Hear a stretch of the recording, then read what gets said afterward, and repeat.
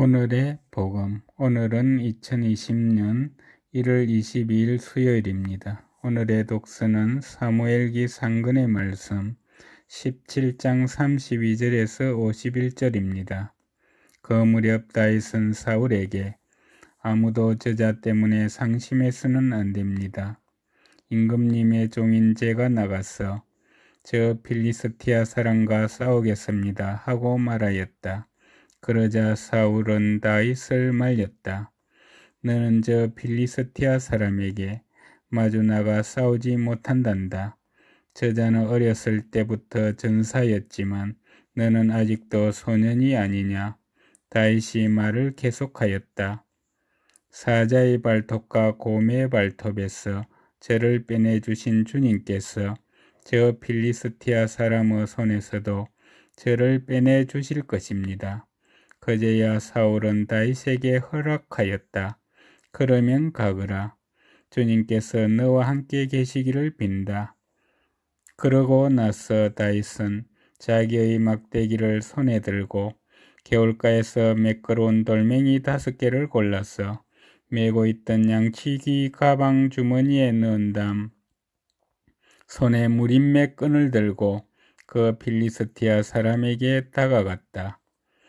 필리스티아 사람도 방패병을 앞세우고 나서서 다윗에게 점점 가까이 다가왔다.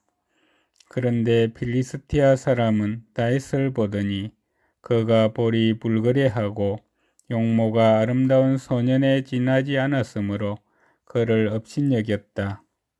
필리스티아 사람이 다윗에게 막대기를 들고 나에게 오다니 내가 개란 말이냐 하고는 자기 신들의 이름으로 다윗을 저주하였다. 필리스티아 사람이 다시 다윗에게 말하였다. 이리 와라. 내가 너의 몸을 하늘의 새와 들짐승에게 넘겨주겠다. 그러자 다윗이 필리스티아 사람에게 이렇게 맞대꾸하였다. 너는 칼과 표창과 창을 들고 나왔지만 나는 네가 모욕한 이스라엘 전열의 하느님이신 만군의 주님 이름으로 나왔다. 오늘 주님께서 너를 내 손에 넘겨주실 것이다. 나야말로 너를 쳐서 머리를 떨어뜨리고 오늘 필리스티아인들 진영의 시체를 하늘의 새와 들짐승에게 넘겨주겠다. 그리하여 하느님께서 이스라엘에 계시다는 사실을 온 세상이 알게 하겠다. 또한 주님께서는 칼이나 창 따위로 구원하시지 않는다는 사실도 여기 모인 온 무리가 이제 알게 하겠다. 전쟁은 주님께 달린 것이다. 그분께서 너희를 우리 손에 넘겨주실 것이다. 필리스티아 사람이 다윗을 향하여 점점 가까이 다가오자 다윗도 그 필리스티아 사람을 향하여 전열적으로 날쌔게 달려갔다. 그러면서 다윗은 주머니에 손을 넣어 돌 하나를 꺼낸 다음 무림매질을 하여 필리스티아 사람의 이마를 맞췄다.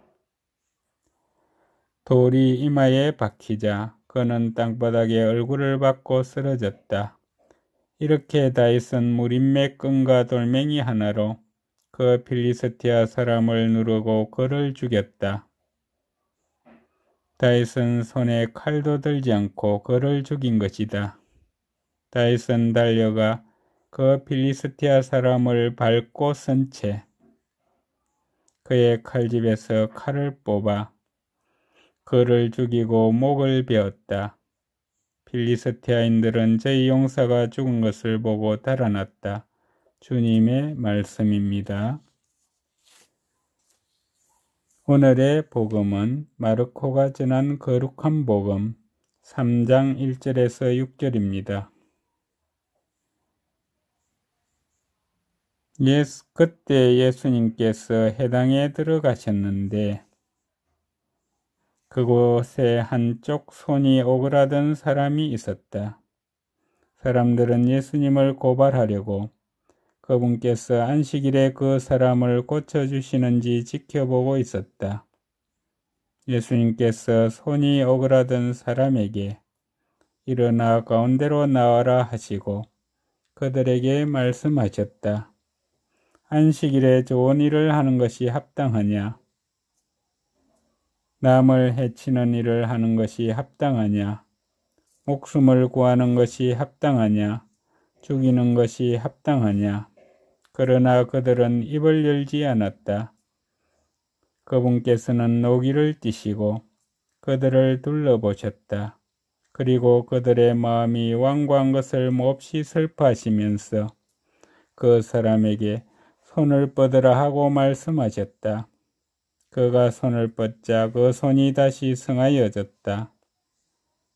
바리사이들은 나가서 곧바로 헤로데 당원들과 더불어 예수님을 어떻게 없앨까 모의를 하였다.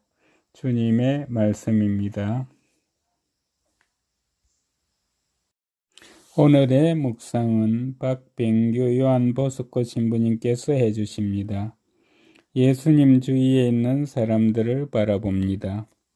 예수님을 고발하려고 하였고 예수님의 질문에 입을 다문 채 좀처럼 자신의 모습을 드러내지 않습니다. 예수님께서 손이 오그라든 사람을 한가운데로 초대한 이상 우리는 대답해야 합니다. 우리의 생각과 의지를 드러내야 합니다.